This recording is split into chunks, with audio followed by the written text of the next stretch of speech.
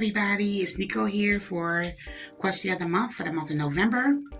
And this month question of the month is, how does your gender identity impact your HIV treatment and or advocacy? It really doesn't really affect it in any way.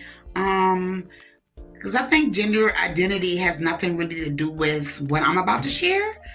It's just about a person that's like, hey, like, you're living with HIV. So I had an issue that maybe about 3 months ago.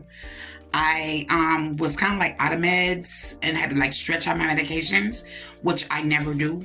I never take medication holidays. I never do that. I take my medication every day like I'm supposed to. I don't skip.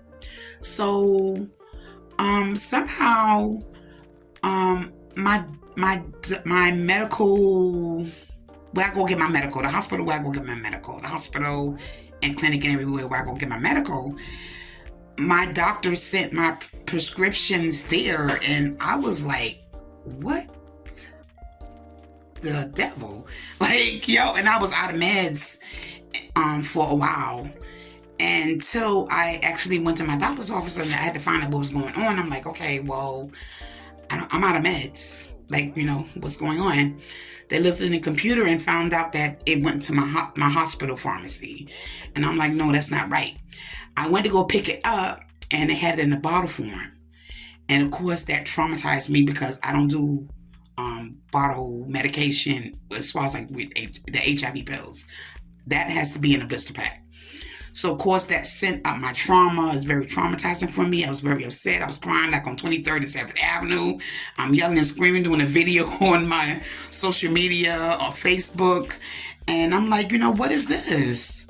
And that's a part of my advocacy work that I did do, that I didn't realize that I did do for myself, which was I called my doctor and say, well, hey, this has to be changed.